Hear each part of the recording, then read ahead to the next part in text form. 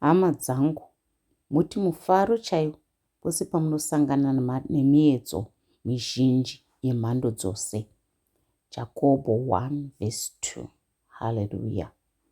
Nekuti hanzi mufaro unokupa kutsungirira ikoko kugokupa kukunda kugokupa tariro. Oh my God.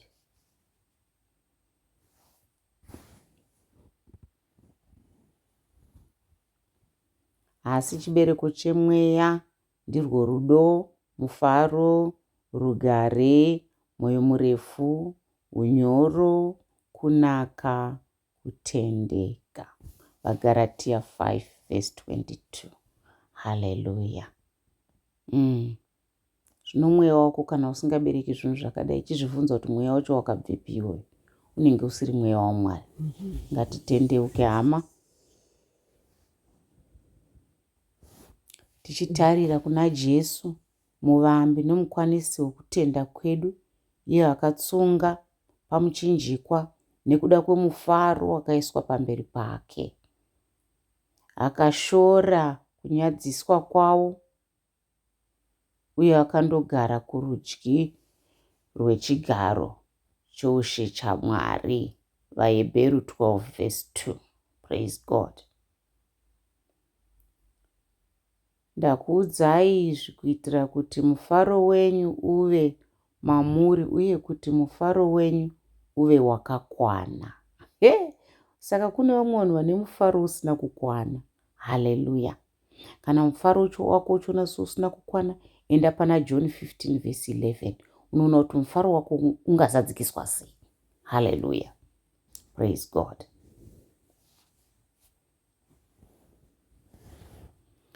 Asi mutumwa akati kwavari, musatya, ndauya nenhau dzakanaka dzemufaro mukuru uchava wavanhu vose. Ndiyo umo muna Luka 2:10. Praise God. Mufaro mukuru uchava wavanhu vose. Ndiwo Jesu Kristu. Farai mutariro, tsungirirai pakutambudzika, rambai muchinyengetera. Haleluya. VaRoma 12:12. Ndiko kureva kuti kubuda kwezuva kusvika kunonyura kwaro rumbidza chete. Zvichivava, zvichitapira rumbidza Mwari. Zvichirwadza, zvichinakidza, zvichifadza, zvichichemedza, rumbidza Mwari chete. Praise God. Farai munashe nguva dzose, ndichipamidza zvefarai. VaFiripi 4:4. Zvechokwadi, ngatifare munashe nguva dzose, nekuti shoko rinotaura zverichiti panashe pane mufaro chete chete nguva dzese. Saka kana tiri munashe, ngatifare munashe nguva dzese. Haleluya.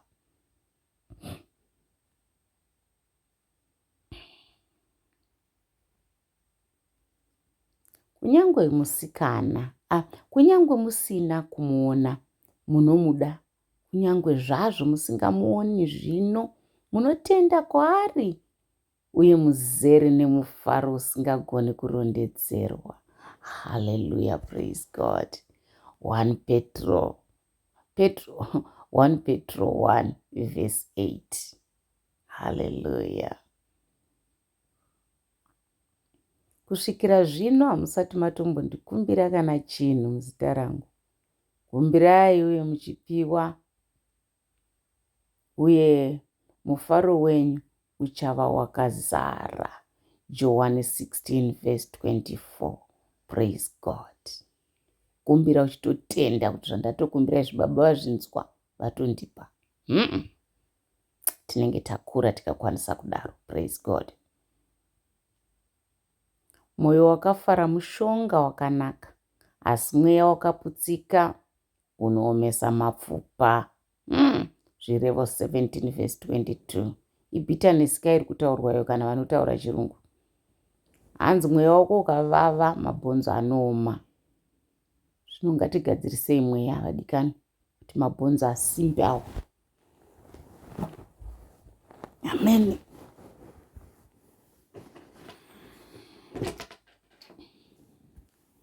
farai nguva dzose, rambai muchinyengetera, vongai pazvinhu zvose, nokuti ndiko kuda kwaMwari, kuda kwaMwari kwamuri muna Kristu Jesu. 1 vaTesaronika 5 verse 16 kusvika 18. Hanzi muzvinhu zvose ngatifare. Hazvinonzi ngatifarire zvinhu zvese, asi muzvinhu zvese. Nokuti umambo hwaMwari hausi zvokudya kana zvokunwa, asi kururama norugare uye mufaro mumweya mutsvene. VaRoma 14 verse 17. Hallelujah.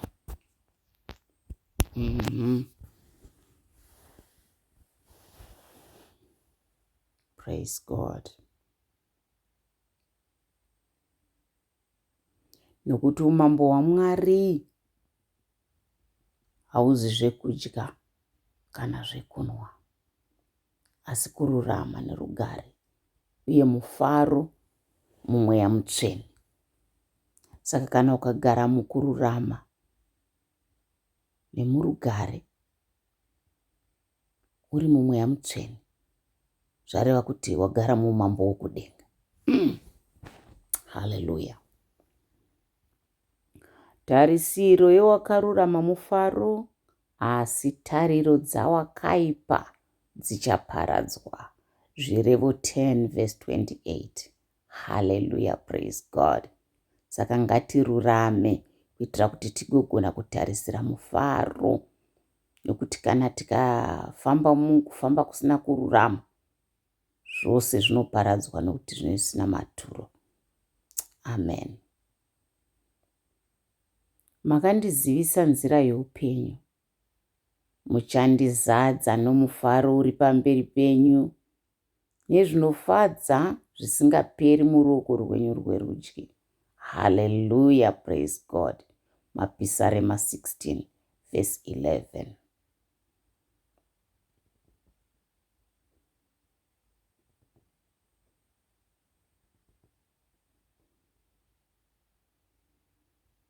Muchabuda nemufaro, uye muchafambiswa murugare.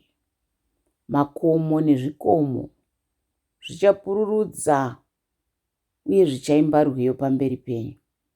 Uye miti yose yeminda ichauchira maoko ayo. Isaiah 55 verse 12. My God, what a promise. Iri ndiro zuva rakaitwa naJehovha. Ngatifarei kwazvo, tifarisise mariri.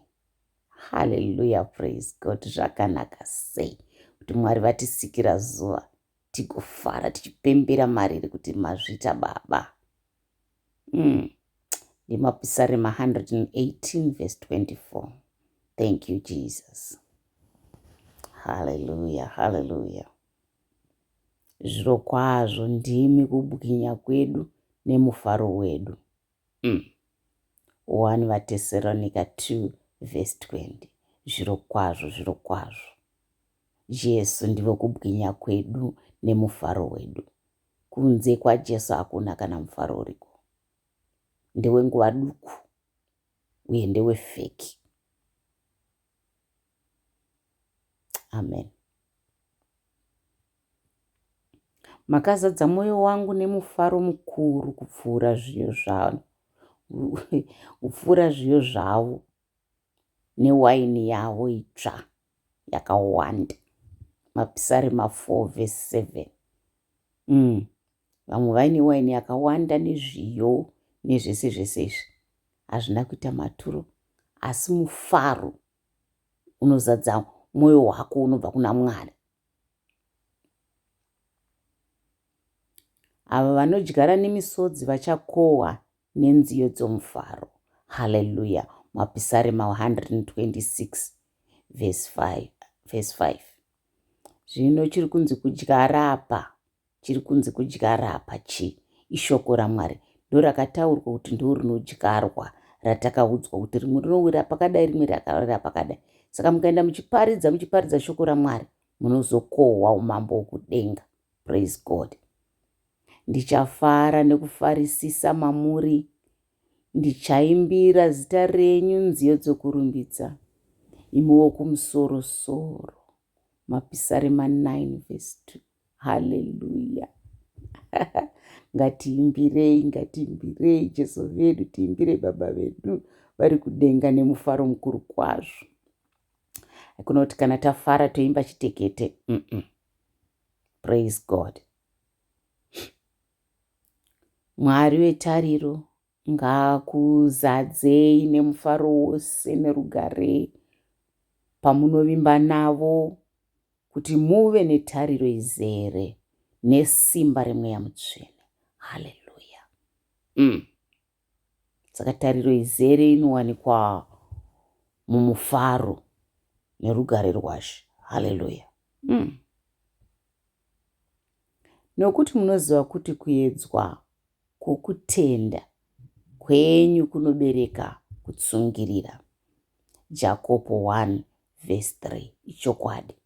Ukaedzwa ukadzidza kukunda miedzo munashe kuburikidza naJesu Kristu veNazareta, unobva wawana mweya wokutsungirira.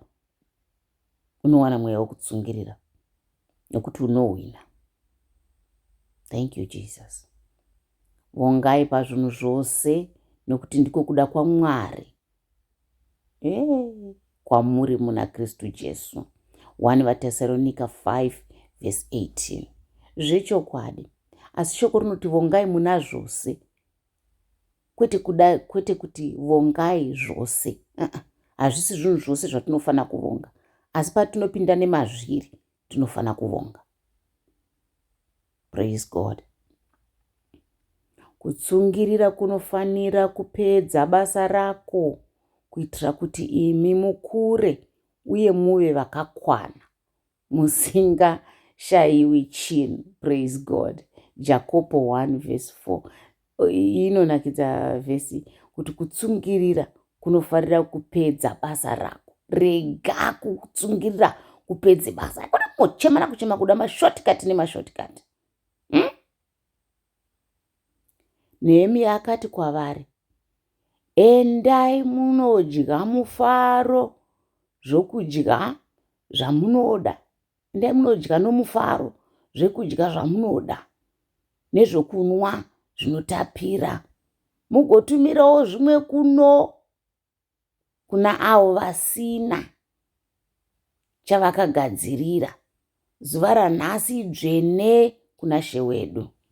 Praise God. Nekuti kutsamwa kwake ndokwenguva duku, asi nyasha dzake ndedzoupenyu hwose. Kuchema kungangovapo usiku, asi mufaro unouya mangwanani. Mapisarema 30 verse 5. Yes.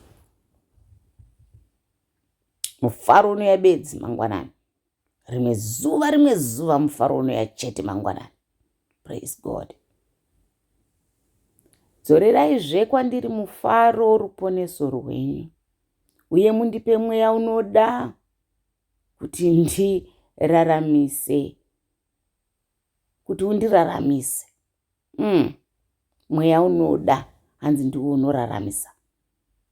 Praise God. Yakune mweya usingadi, ndadzidza. Mapisarema 51 verse 12. Praise God. Asi vose vanovanda mamuri ngavafare, ngavagare vachiimba nomufaro. Tambanudzai pamusoro pavo kudzivirira kwenyu, kuitira kuti vaya vanoda zita renyu vafare mamuri. Haleluya. Mapisarema 5 verse 11.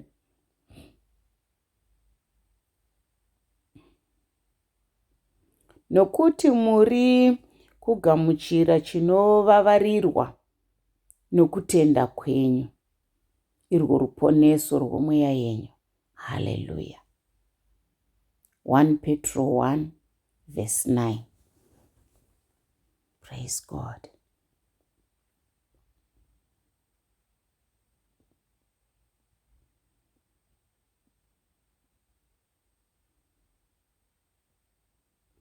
Naizvozvo nemiwo zvino inguva yenyu yokusuwa, asi ndichakuonai zvakare uye muchafara.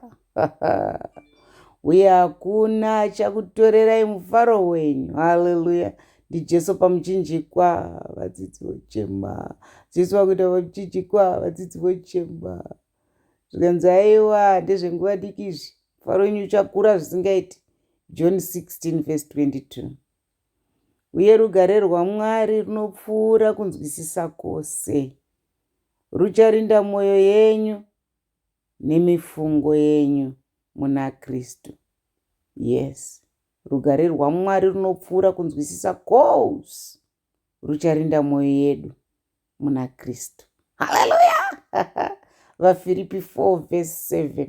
Thank you, Jesus.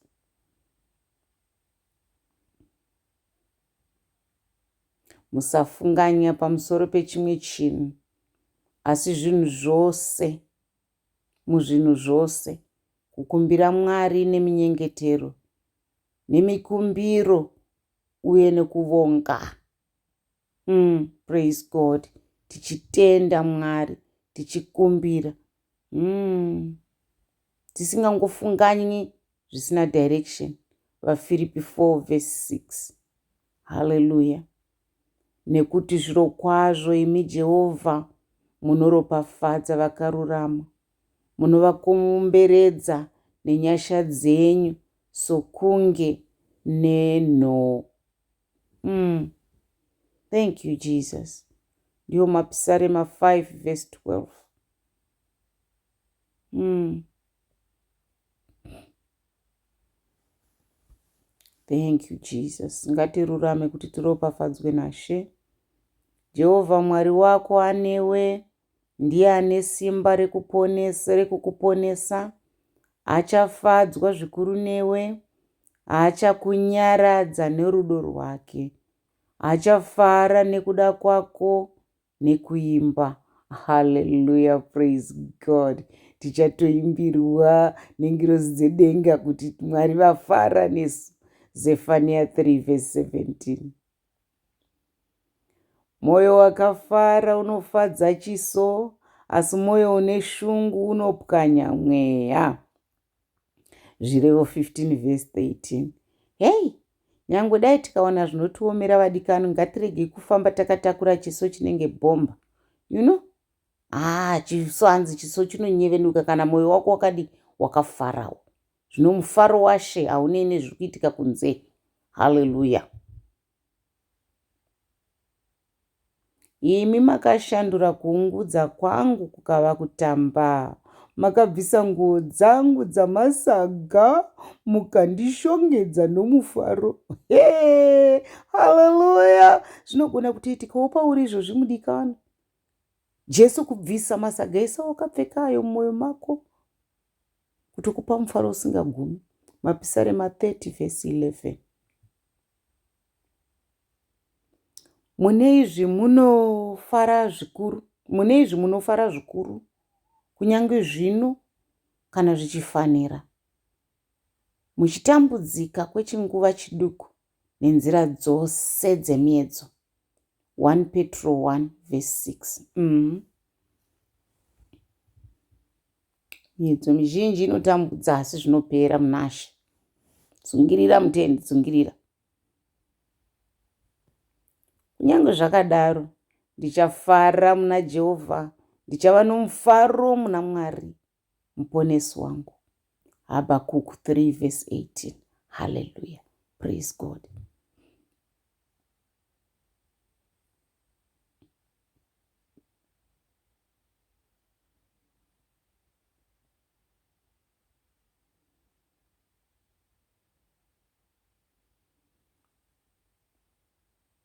Pandakava nokufunganya kukuru mandiri, kunyaradza kwenyu kwakandivigira mufaro kumweya wangu. Hallelujah, praise God.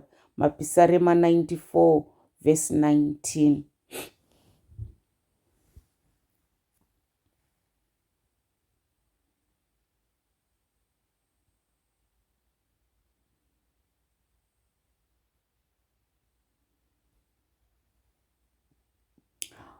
uyo nobuda achichema akatakura mbeu yekudyara, achadzoka nenziyo dzomufaro akatakura zvisote.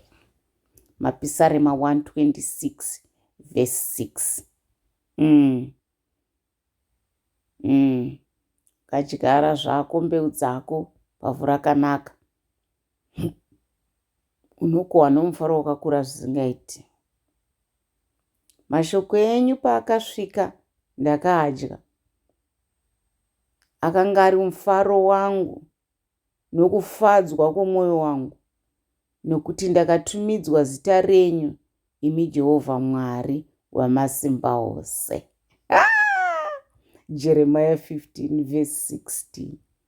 Tinarowo here zita raMwari wamasimba ose vadikani, takatumidzwa here zita iroro. Kana muchiteerera mirayiro yangu, muchagara murudo rwangu,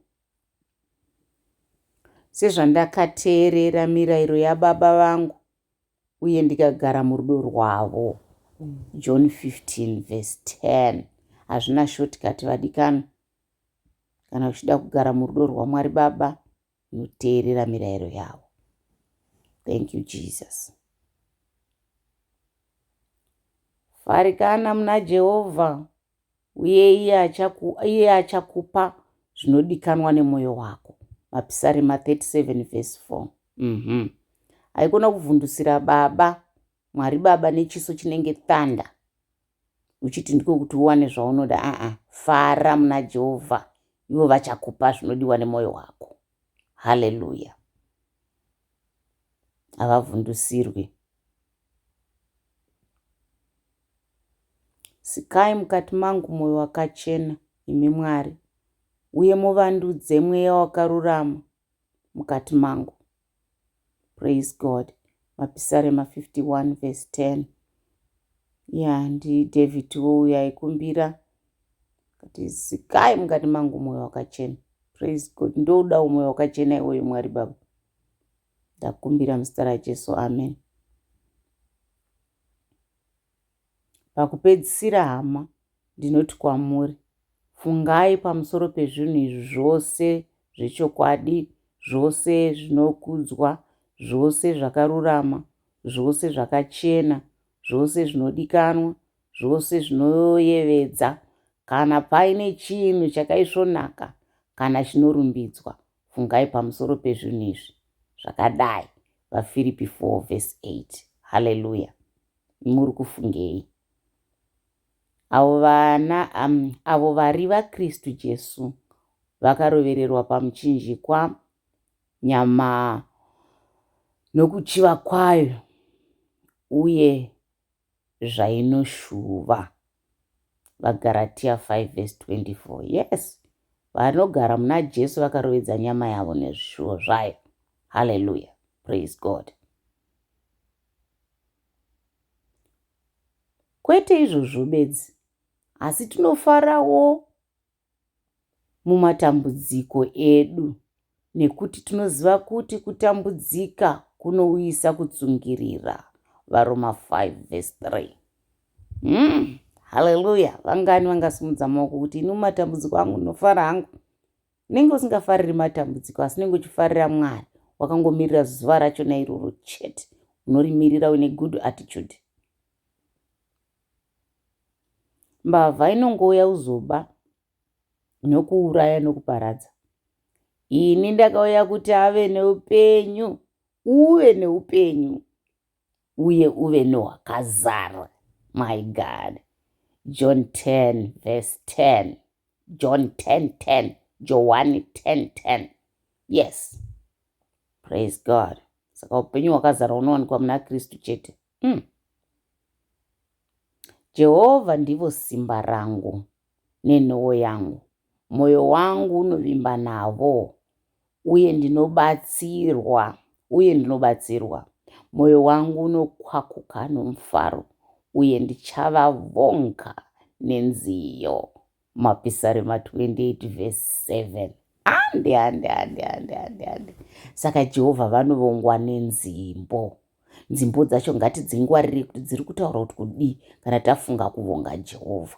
haikuona kuti kana tafara tikaropafadzwa naishe kana kuti tafadzwa nezvatifadza takutanga kuimba nzimbo dzemunyika kupraiza satani. Isi tafadzwa naMwari takunobhadhara satani. Ngatipfidze tsika iyo vadikani, tizive zvimbo zvokuimba pamberi paMwari. Praise God.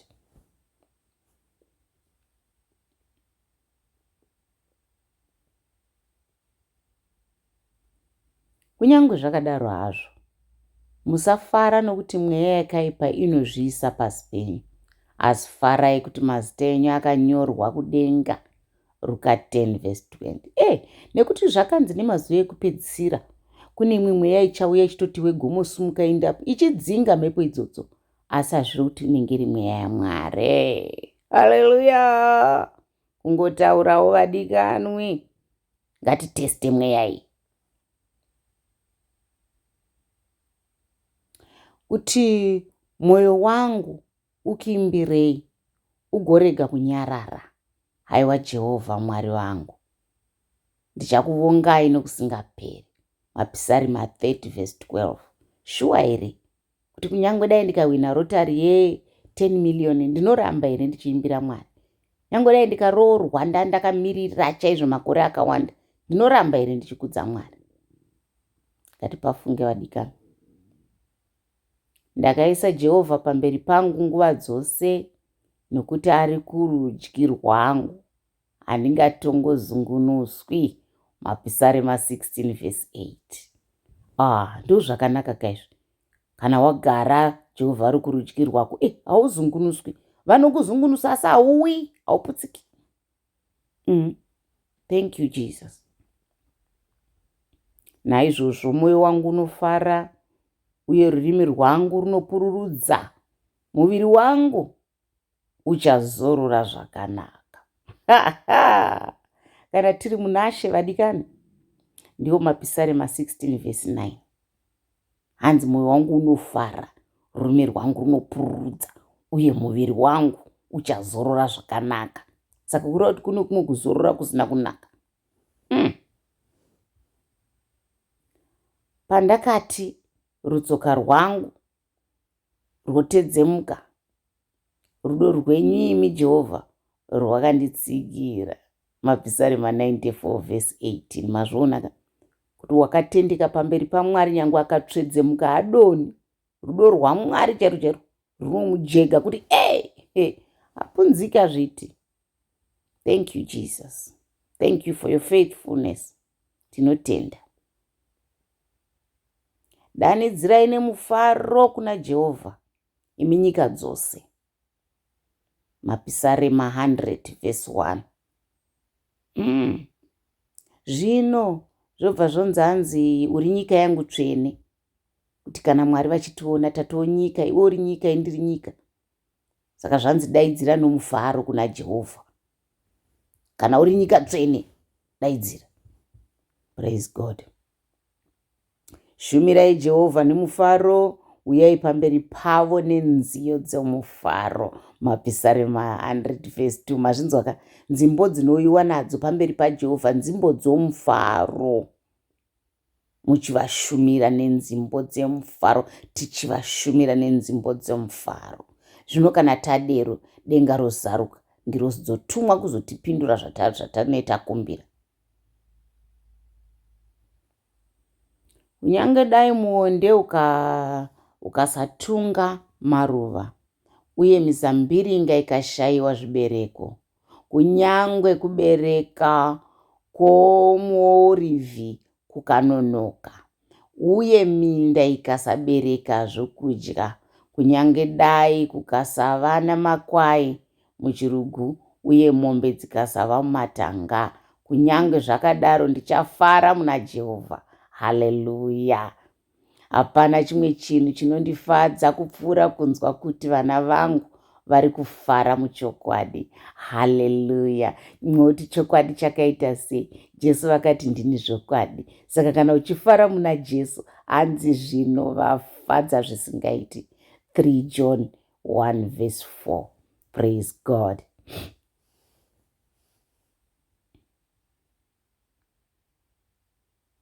Makandizivisa nzira dzoupenyu, muchandizadza nomufaro pamberi penyu.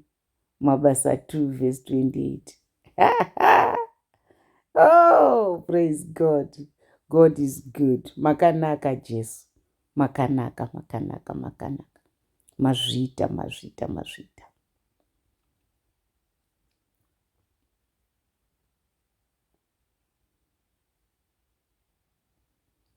Izvi zvakauya kuitira kuti kutenda kwenyu kunokosha kupfuura goridhe rinoparara, kunyange zvaro rakanatswa nomoto, kuwanikwe kwakanaka uye kuve nokurumbidzwa kunobwinya uye nekukudzwa pakuratidzwa kwaJesu Kristu. Hallelujah. 1 Petro 1 verse 17.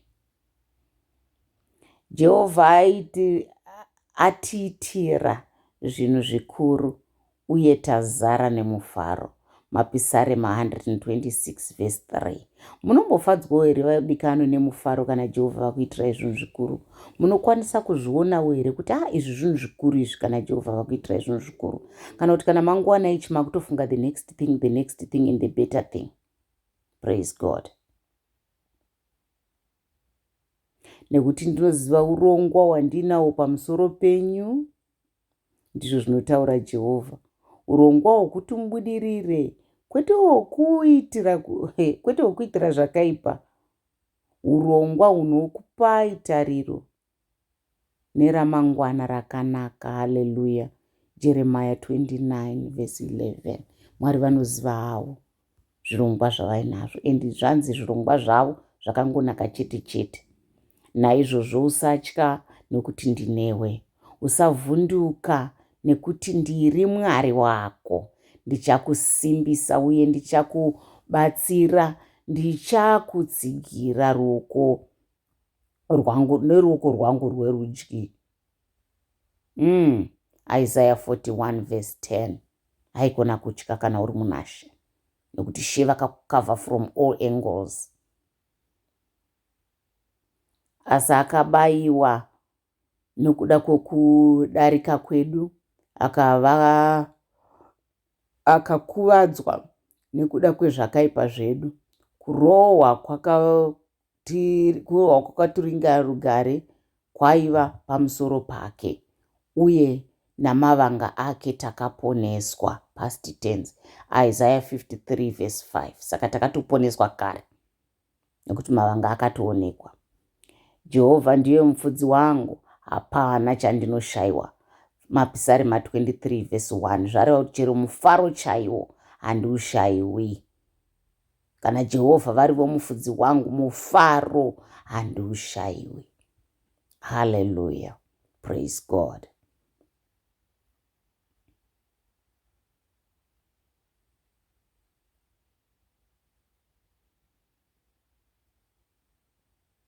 Unyangwe ndikafamba mumupato womumvuri werufu, handingatyi zvakaipa, nokuti imi muneni. Nzvimbo yenyu nemudonzvo wenyu zvinondinyaradza. Mapisarema 23 verse 4. Haleluya. Vari pere pakati pedu vari kufamba mumupato womumvuri werufu, zvanzi usatongotya chinhu, nekuti Jehovha vanewe. Vari kukuona. Praise God.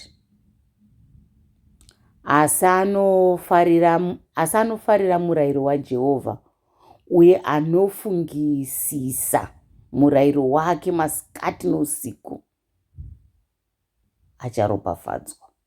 Ndozvainoita scripture. Mapisarema 1 verse 2.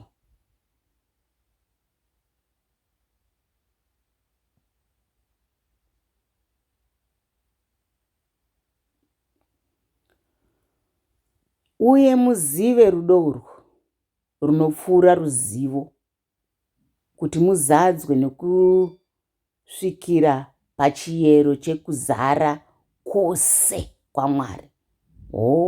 Saka chiyero chekuzara kwose kwaMwari chinosvikwa nerudo urwu runopfuura ruzivo. Saka beta kuita rudo pane kuziva. Thank you Jesus.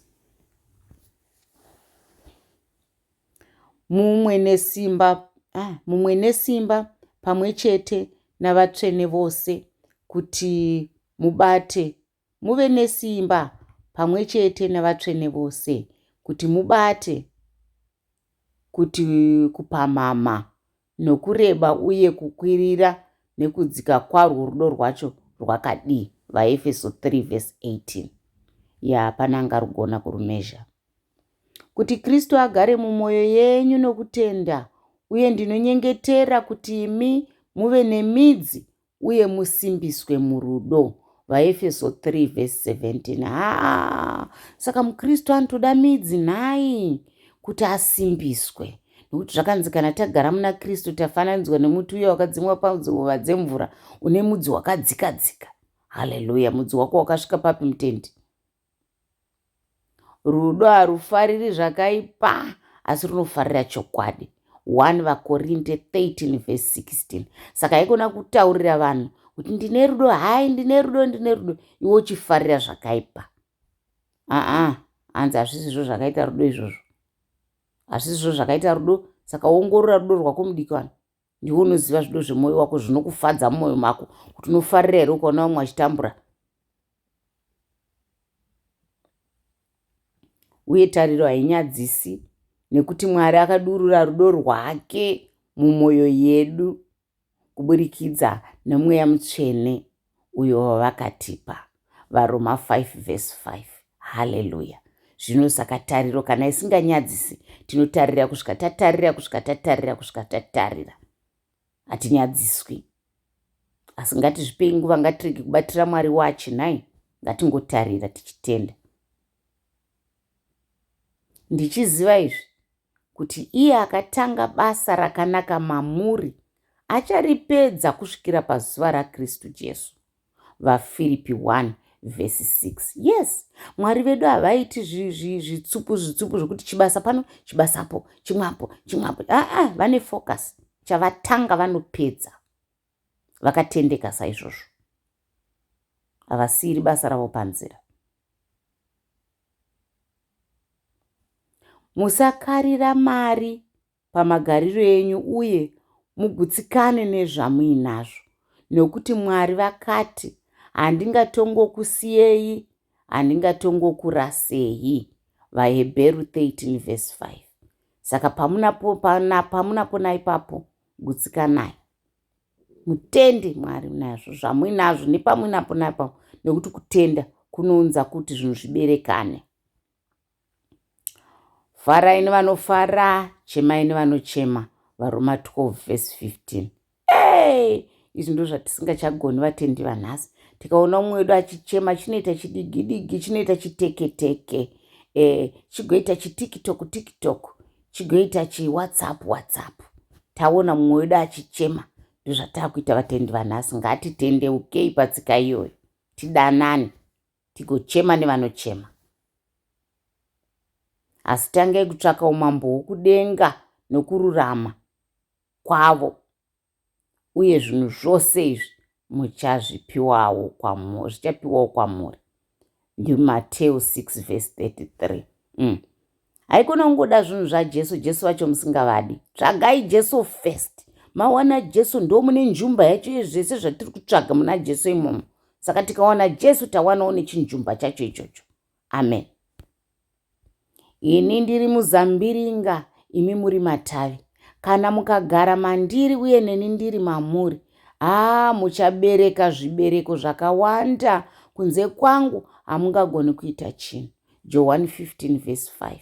Saka ngatizvibvunze, kana tisiri kugona kuita chinhu, ngatizvibvunze kuti tiri muna Jesu here kana kuti hatisi. Nokuti vati kana tisiri mavari, hatigoni kuita chinhu. Hallelujah, praise God.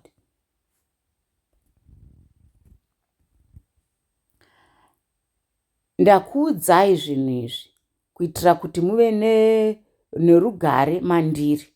Panyika muchatambudzika, asi tsungai mwoyo, ini ndakakunda nyika. Johani 16:33. Zvino isi takuita zvinhu nerivhesi. Vatendi vanhasi kana tikatambudzika, zvatapuromiswa panezvi kuti muchatambudzika, tikatambudzika hatichadi. Takungofunga kuti kurarama muna Jesu zvinoreva kuti zvese zvakaringana. Ndinokusiyirai rugare, ndinokupai rugare rwangu. Handikupii sokupa kwenyika. Mwoyo yenyu ngairege kumanikidzwa, uye musatya. John 14:27.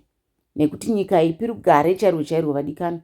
Rugare rwenyika runotoda chikonzero, asi rwaJesu haruna chikonzero, nekuti vakatokuda usati wavadaiwe. Uyai kwandiri mose makaneta makaremerwa, uye ndichakupai zororo. Mateo 11:28. Zvione pauri papo kana wakaneta-neta uchiona senge uri overloaded.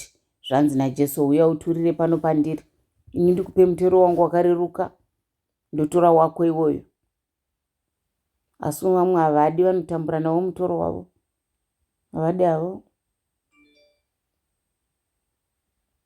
Takurai jeko rangu, mudzidze kwandiri, nekuti ndiri munyoro, uye ndine mwoyo unozvininipisa, uye muchawana zororo remweya yenyu. Mateo 11:29. Dzidzai kwandiri nekuti ndiri munyoro. Nyika inganaka ikaita vanhu vane mwoyo munyoro, nokuti zviri pamwoyo ndopanobva zvinhu zvese zveupenyu pamwoyo. Zvirevo zvaJehovha zvakarurama, zvinopa mufaro mumwoyo. Murayiro waJehovha unopenya, unopa chiedza kumaziso. Mapisarema 19:8. Saka kana maziso asina chiedza, pane basa. Rima racho iroro. Mwari ngavatibatsire. Tichadanidzira nomufaro pakukunda kwako, uye tichasimudza mireza yedu muzita raMwari wedu. Jehovha ngavakupe zvose zvawakakumbira. Haleluya. Ndinozvigamuchira Jesu zvese zvamandipa izvi muna Mapisarema 20:5. Praise God. Haiwa Jehovha mambo anofarira, haiwa Jehovha mambo anofara musimba renyu, mufaro wavo mukuru sei pakukunda kwamunovapa. Mapisarema 21:1. Praise God.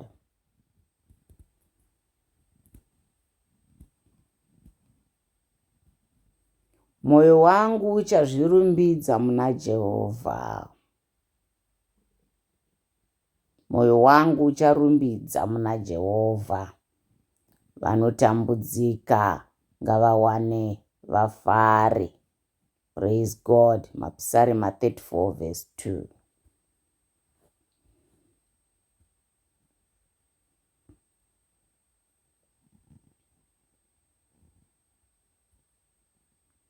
Asi kunyange dai ndadururwa hangu sechipiriso, ndinonwiwa pamusoro pechibayiro. Chinonwiwa pamusoro pechibayiro noushumiri hunobva pakutenda kwenyu. Ndinofara uye ndinofarisisa nemi mose. VaFiripi 2:17. Haleluya. NdiApostle Paul vanotaura wavo. Saka nemiwo munofanira kufara nekufarisisa neni. VaFiripi 2:18. Tifare nevanofara nai. Nyange zvedu zvisina kuenzana, asi patiri kana paine vanofara, ngatifare. Ngatifare navo.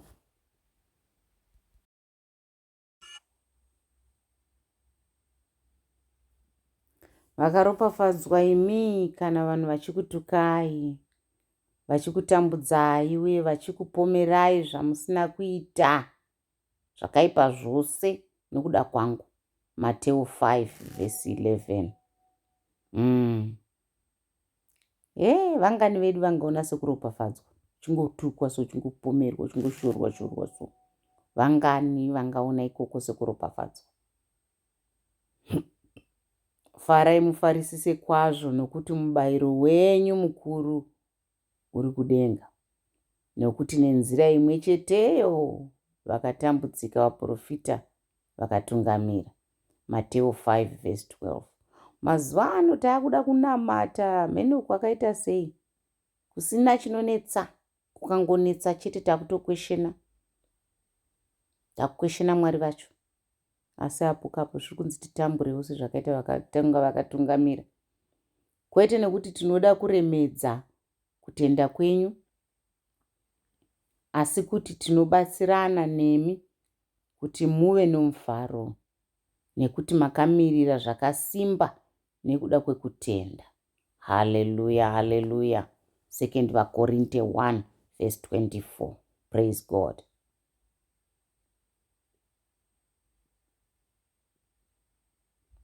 Ipapo itai kuti mufaro wangu uzare nekuva nomurangariro wakadaro, muine rudo rumwe chete, muri vamwe mumweya nechinangwa.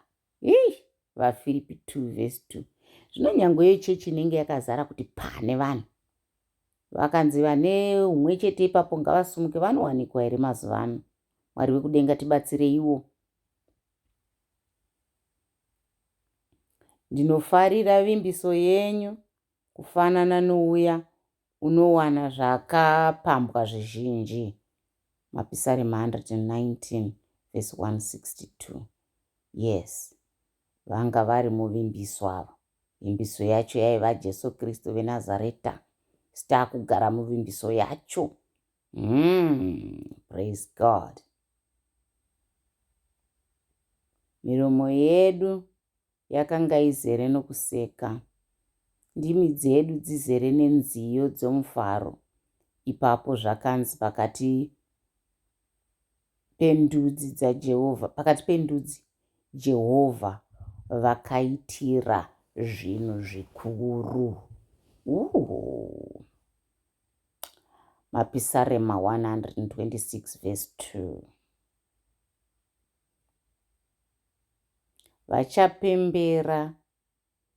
Vachapemberera kuwanda kwekunaka kwenyu, uye vachaimba nomufaro pamusoro pekururama kwenyu. Mapisarema 145:7. Praise God. Hallelujah, hallelujah.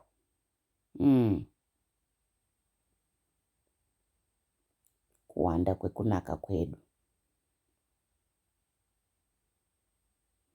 Anozadzisa zvido zvavo vanomutya, anovanzwa kuchema kwavo, uye anovaponesa. Mapisarema 145:19. Saka zvotoda kururama izvika izvi, kuti utozikanwa kana kuonekwa, zvinoda kururama. Asi tine rombo rakanaka kuti kurarama kwedu isusu hakusisiri kwedu chete, asi kwaJesu kwatakapiwa. Takapfekedzwa kururama kwaJesu. Praise God. Akaropafadzwa munhu uyo anobatsira wake, ane mubatsiri wake Mwari waJakobho, tariro yake iri muna Jehovha Mwari wake. Mapisarema 146:5. Saka ndokuropafadzwa kwacho ukaisa tariro yako muna She, wakutonzwa ukaropafadzwa. Hallelujah. Praise God.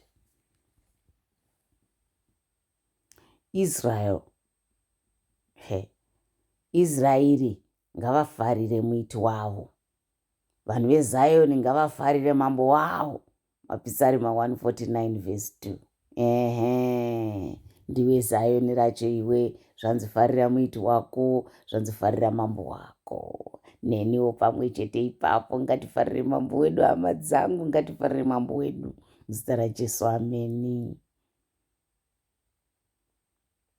Nokuti Jehovha vanofarira vanhu vavo, vanozvininipisa, vanovashongedza korona noruponeso. Haleluya. Mapisarema 149:4. Saka kuzvininipisa kwakakosha kudai, kuti ukangozvininipisa pamberi paMwari nevanhu, wakutonzwa kutopfekedzwa korona. Praise God. Ndosaka kuzvininipisa kuchinetsa.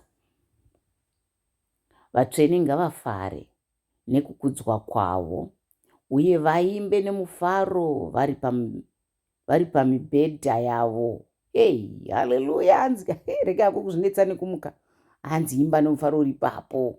Mapisarima 149 vhesi 5. Farai uri ipapo pamubhedha pako ipapo. Thank you, Jesus.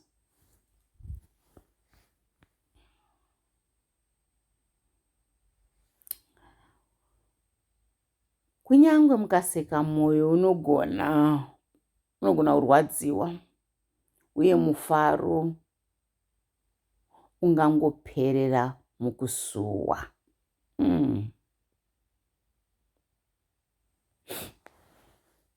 Praise God. Ndizvirevo 14 vhesi 18. Zvirevane, zvirevo vakomana. Gwenga nenyika yakaoma zvichafara, sango richafara kwazvo, uye richatumbuka seruva. Sango kutumbuka, gwenga richifara. Isaiah 35 vhesi 1. Zveshuwa nezuva iroro. Praise God.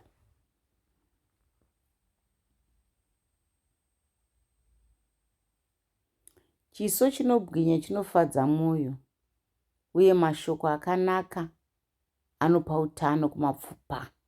Zvirevo 15 vhesi 30. Haleluya! Saka kana mapfupa asina utano hwakanaka, ngatimboekizemai nai. Ngatimboekizemai nai mashoko. Mashoko akatikomberedza, mashoko anobuda matiri, mashoko ari kupinda mutiri.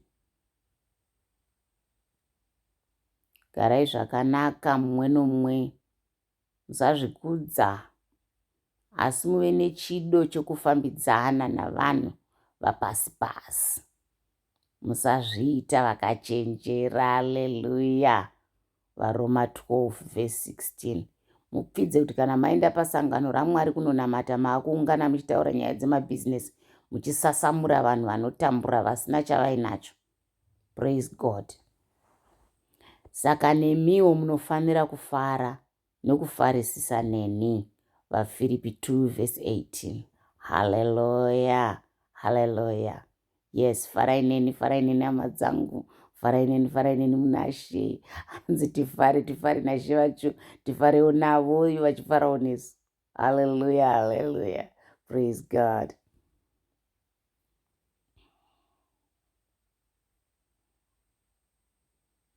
Pakati pokuedzwa kukuru, mufaro wavo mukuru, nokushayiwa kwavo kukuru zvakaita kuti vape zvizhinji. Praise God. 2 vaKorinte 8 vhesi 2. Haleluya. Pakati pokuedzwa kukuru, muti mufaro bedzi ndozviri kutaurwa pano. Praise God. Haleluya. Mwoyo mumwe nomumwe unoziva kutambudzika kwawo, uye hapana munhu angagoverana nawo mufaro wawo. Zvirevo 14 vhesi 10. Shuwa. Mwoyo wega ndiwo unoziva mufungo wawo nezvauri kuenda through, kwete vamwe vanhu. Pamusoro pezvo, Mwari pavanopa munhu upi zvake mari nezvinhu, uye achiita kuti akwanise kuti afadzwe nazvo, kuti agamuchire mugove wake, uye kuti afadzwe nebasa rake, ichi chipo chinobva kuna Mwari. Vamwe havamutenda, havafari nyange zvikadii. Ipapo vanhu vose vakabva vaenda kunodya nokunwa nekutumira migove yezvokudya.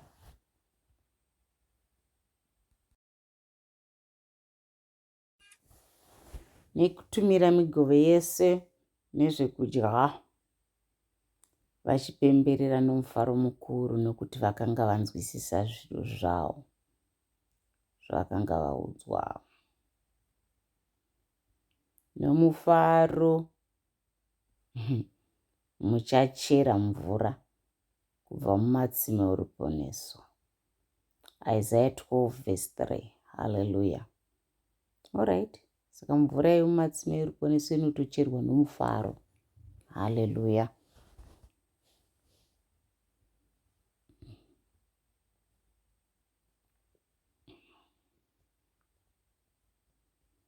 Ngavakupe zvinodikanwa nomwoyo wako, uye vaite kuti urongwa hwako hwose hubudirire.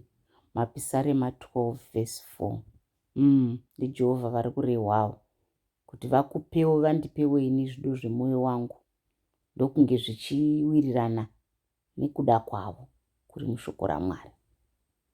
Zvido zvemweya wetsvina hazvizadzikiswi naMwari. Pururudzai uye muimbe nomufaro, imi vanhu veZioni, nokuti mutsvene waIsraeri mukuru pakati penyu. Isaiah 12 verse 6. Kwaya kuprofitwa kwaJesu kauku. Haleluya, haleluya.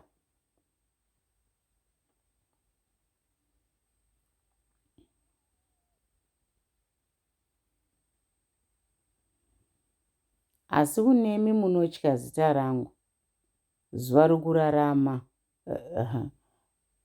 zuva rokurarama richibuda rinoporesa mumapapiro aro,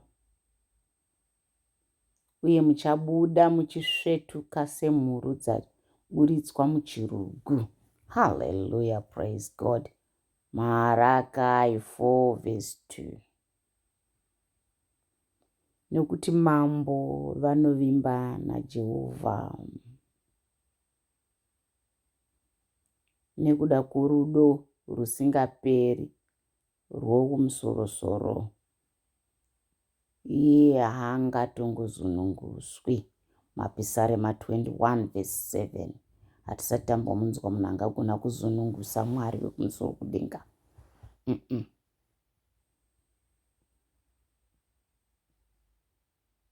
Nokuti hazvisi zvobedzi, asi kuti tinofarawo muna Mwari nokuna Ishe wedu Jesu Kristu,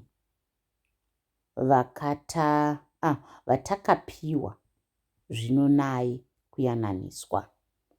VaRoma 5 verse 11. Yes, nokuti kuyananiswa kwedu naBaba kuri muna Jesu Kristu, kwakauya naJesu Kristu. Praise God.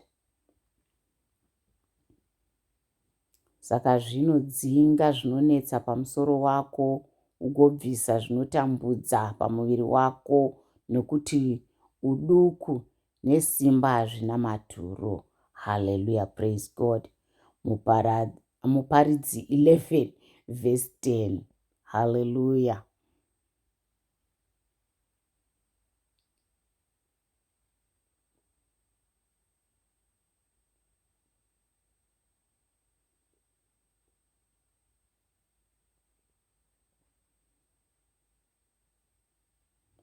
Napawo Mwari muwedzere kuda vatendi. Nepakuda vatendi muwedzere rudo. Nepawo Mwari muwedzere kuda vatendi, nepakuda vatendi muwedzere rudo. Hallelujah. 2 Peter 1 verse 7. Nyaya dzerudo idzo. Uye uyu ndiwo munyengetero wangu, kuti rudo rwenyu ruwande, uye muwanze kuziva nekunzwisisa. VaFiripi 1 verse 9. Saka kureva kuti kana usina rudo rwakawanda, usina kuziva, usina kunzwisisa, ungori gaba, hauna chaunacho mukati mako. Pakaipa vadikani.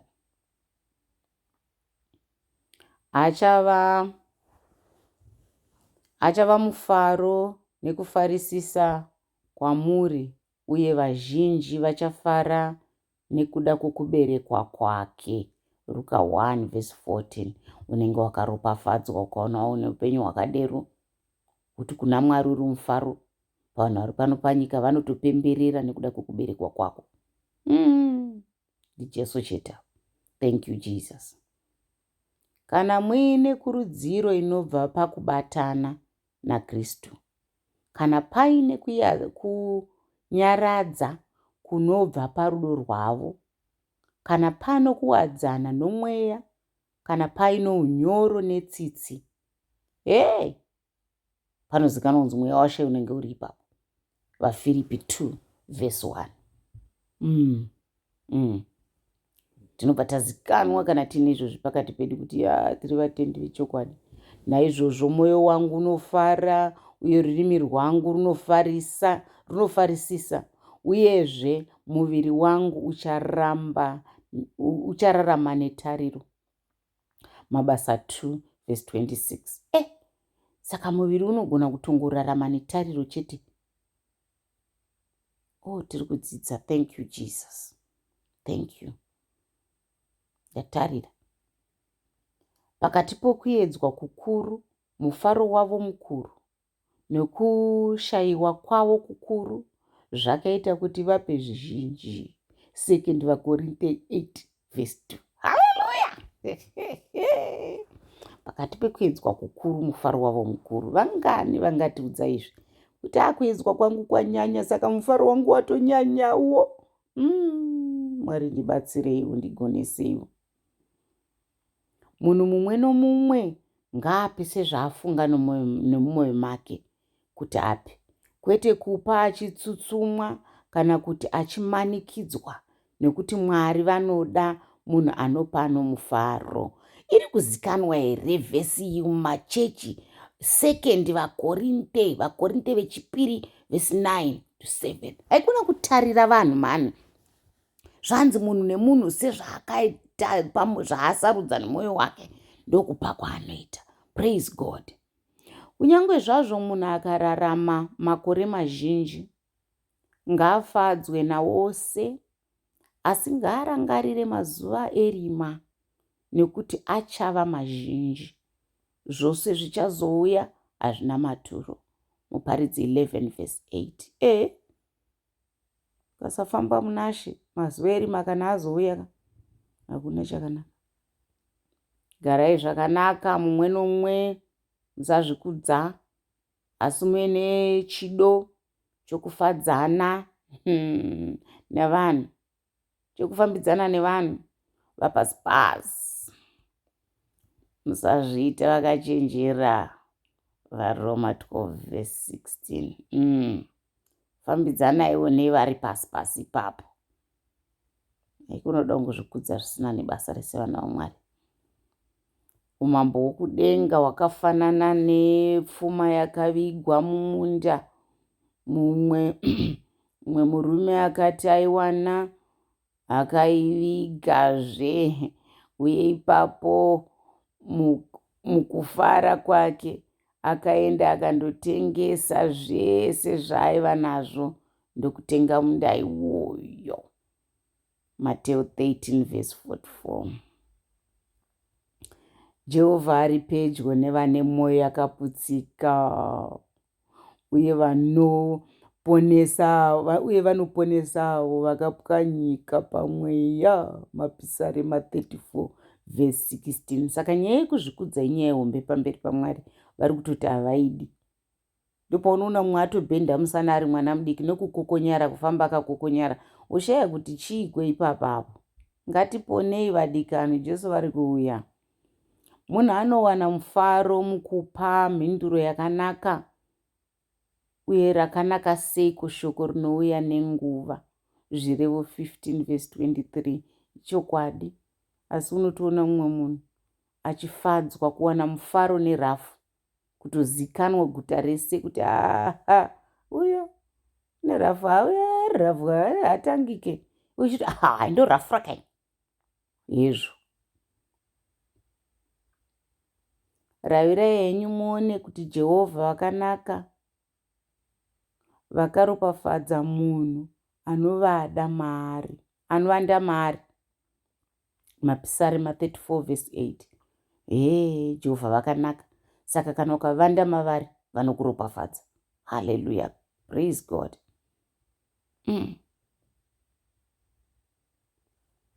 Praise God.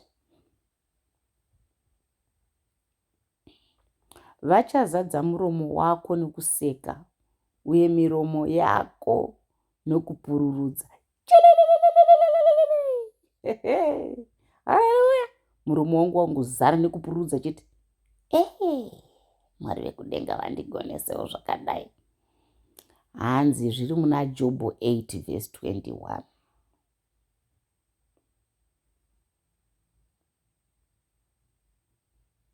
Haiwa Jehovha, mambo anofara musimba renyu, mufaro wavo mukuru sei pakukunda kwamunovapa. Haleluya. Mapisarema 21 verse 1.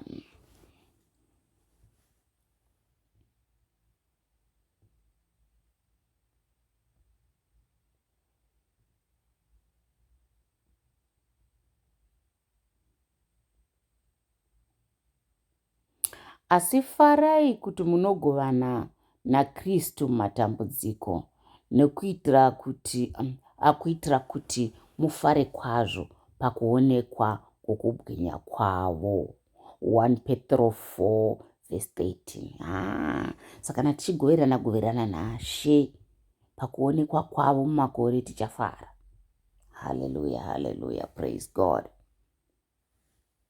Savanochema asi tichigara tichifara, savarombo asi tichipfumisa vazhinji, setisina chinhu asi tinazvo zvose. Haleluya, haleluya. 2 Korinde 6 verse 10. Tichita setisina tichipfumisa vamwe, zvichawanikwa here munyika yatiri kurarama nhasi uno? Vedu wei, ngatigadzire kuuya kwaJesu. Nyaya dziri kutaurwa pano dzakaoma idzi. VaRevhi vakanyaradza vanhu vose vakati, nyararai nokuti iri izuva dzvene, musazvidya mwoyo. Nehemia 8 verse 11. Ndizvozvo. Musazvidya mwoyo vadikani, musazvidya mwoyo chiko, musazvidya mwoyo, farai munaShe. Zvakaita zvazvakaita izvozvo vanozvigadzirisa. Ipapo ndini ndaiva mhizha parutivi rwake, ndaigara ndichifara zuva nezuva, ndichifara nguva dzose pamberi pavo, ndichifadzwa nenyika yake yose uye ndichifadzwa navanhu vose. Saka zvino vanakomana vangu, teererai kwandiri, vakaropafadzwawo vanochengeta nzira dzangu. Haleluya. Imbirai Jehovha, mufarisise, imi vakarurama. Zvakanaka kuti vakarurama vamurumbidze. Mapisarema 33 verse 1. Saka hanzi hakuzi kwekungoita devera ngwena kuno, kwekungoti regai zvikurirane mashawi nezviyo. Hanzi vakarurama bedzi ndivo vanofana kufarisisa, vafarisise munaShe. Wakasuwireiko nhai mweya wangu? Unotambudzika neiko mukati mangu? Isa tariro yako munaShe, nokuti ndichamurumbidzazve.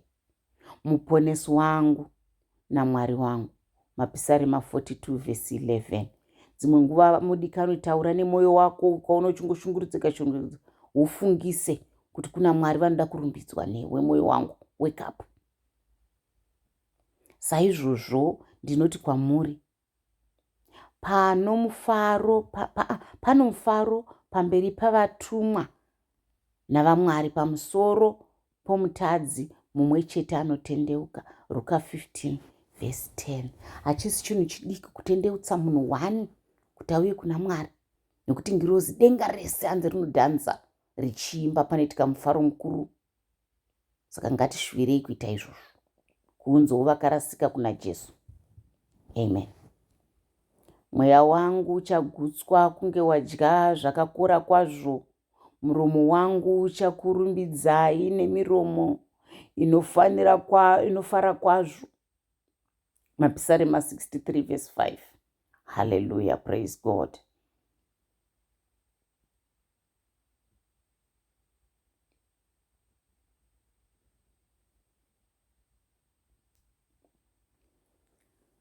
mafuro azara nemapoka emakwai, uye mipata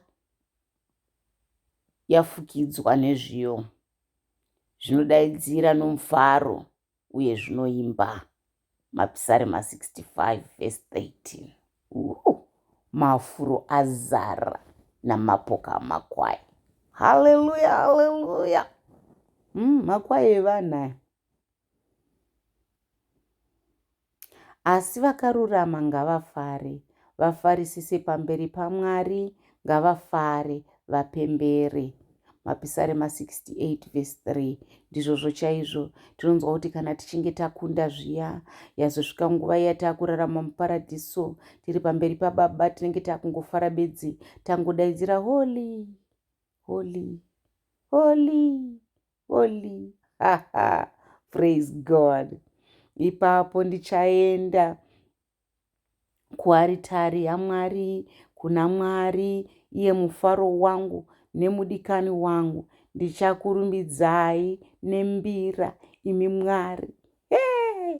Mwari wangu. Mapisarema 43 verse 4. Ndicharidza chesi kana dombo charo, ndichariridza weni, ndichirumbidza Mwari wangu. Haleluya. Kana ndisina mbira, ndicharidza kana dombo. Uchirai maoko imi vanhu vose, pururudzai kuna Mwari nekudanidzira kwomufaro. Mapisarema 47 verse 1. Uchirai maoko imi vanhu vose, pururudzai. Kana usingagoni kupururudza uchira maoko, usingagoni kuchira maoko kupururudza. Kana uchigona kupururudza uchigona kuchira maoko. Ita zvese uchiitira Mwari wako. Haleluya, amen. Vachauya vachipembera nomufaro pamusoro peZioni. Vachafara nekupa zvakanaka kwaJehovha, nekuda kwezviyo newaini itsva uye nemafuta, makwayana nemombe. Vachafanana nebindu rakanyatsodiridzwa uye havachazongozosvava. Jeremiah 31 verse 12. Hallelujah. Ndo vanomurumbidza vari kutaurwa. Asi taifanira kupemberera uye tifare nekuti munun'una wako uyo akanga afa asi zvino araramazve, akanga rasika asawanikwa. Luka 15 verse 32. Hallelujah, praise God.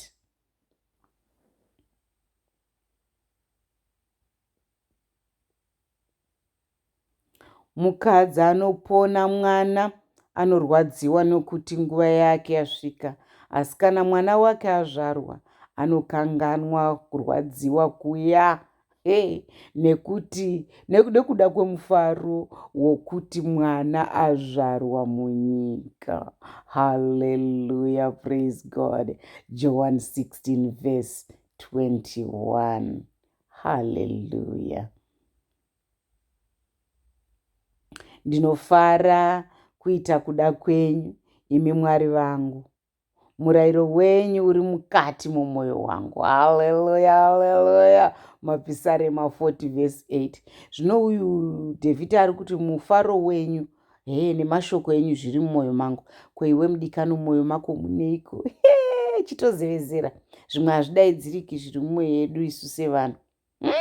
Chiiko? Saizvozvo ndinoti kwamuri, pano mufaro pamberi pavatumwa vaMwari pamusoro pemutadzi mumwe chete anotendeuka. Haleluya. Saka zvakadii kuti tifokase, tisimbirire pakuunza mufaro wakadai mukati medenga, nekuti unozodzorerwa kwatiri nezuva iro. Nezuva raShe Jesu mufaro wese iwoyu unodzorerwa kwatiri. Vachauya vachipembera nomufaro pamusoro peZioni. Vachafara nokupa zvakanaka kwaJehovha, nekuda kwezviyo newaini itsva uye nemafuta namakwai nemombe. Vachafanana nebindu rakanyatsodiridzwa uye havachatongozosvavi. Jeremiah 31 verse 12. Vakomana, what a promise, kuti hauchatozongosvavi futi.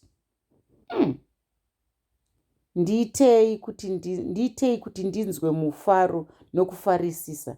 Itai kuti mapfupa amakapwanya afare. Hallelujah, praise God. Mapisarema 51 verse 8.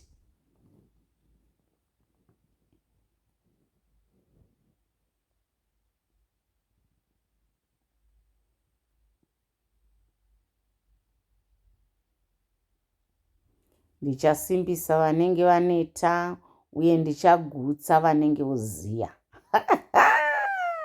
Hallelujah, praise God.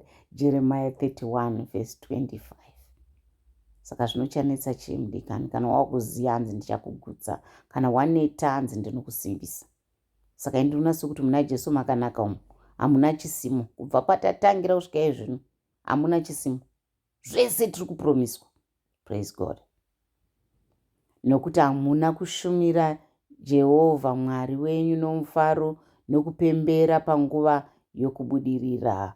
Deuteronomy 28 verse 47. Vakomana, sakai mhosva kai, kana vabudirira vose mukasapembera pamberi paMwari muchivakudza nemufaro, muchifara pamberi pavo, Mwari havazvidi. Mwari vanofarira inonzi thanksgiving, kungotenda so, kungove neunhu hwokungotendawo. Ndinoziva kuti kushayiwa uye ndinoziva kuva nezvakawanda. Ndakadzidza chakavanzika chekugutsikana mune zvipi nezvipi uye mumamiriro ose zvawo, kungava kuguta kana kusanzwa nzara. Zvese Apostle Paul vakazvidzidzira. Farai mufarisise kwazvo, nokuti mubayiro wenyu mukuru kudenga, nokuti nenzira imwe cheteyo vakatambudza vaprofita vakatungamira. Mateo 5 verse 12. Yes. Saka nauri kufamba munzira yevakatungamira, Jesu navaprofita vavo vese vakabvumburudzwa. Saka newo hanzi ndozvichaitika kwauri. Wotiza here mudikana? Hanzi naJesu ndinenge ndinewe. Don't worry. Tinozivikanwa tichionekwa setisingazivikanwe. Tinofara asi tichiramba tichirarama. Tinorohwa asi hatifi. Hey! 2 vaKorinte 6 verse 9. Vari pere varohwa apo vari kufunga kuti vakutongofa, zvanzi naJesu hatifi. Tinoshushwa asi hazvina. Rayira vapfumi panyika ino kuti varege kuzvikudza kana kuisa tariro yavo mupfuma isingagari, asi vaise tariro yavo kuna Mwari vanotipa zvose zvizhinji kuti tifare nazvo. 1 Timothy 6 verse 17.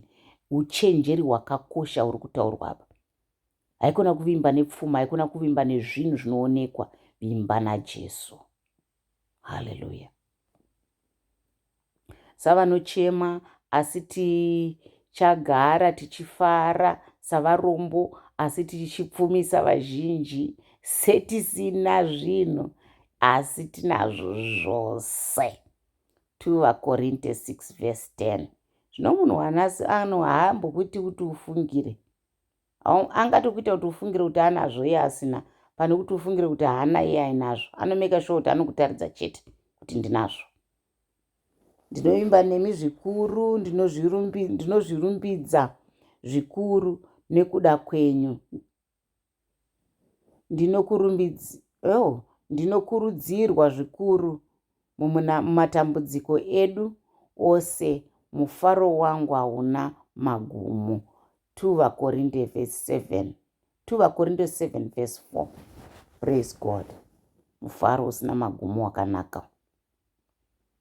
Vapostori vakabva padare guru vachifara nekuda kwokuti vakanga vanzi vakafanira kutambudzwa nekunyadziswa nekuda kwezita iri. Mabasa 5 verse 41. Isu vapostori vamazuva ano tachinja. Hatichadi kutambudzwa nekuda kwezita raJesu. Hatidi. Hatitombozvidi kana ndotsika yatisingachambodiwe. Ushaya kuti chii? fadzwa neupenyu hwako nomukadzi wako waunoda mazuva ose upenyu huno usina maturo. Mazuva eupenyu huno usina maturo. Mwari hwaakakupa pasi pezuva mazuva ose asina maturo, nekuti uyo ndiwo mugove wako muupenyu uye mukushanda kwako nesimba pasi pezuva. Maparidzi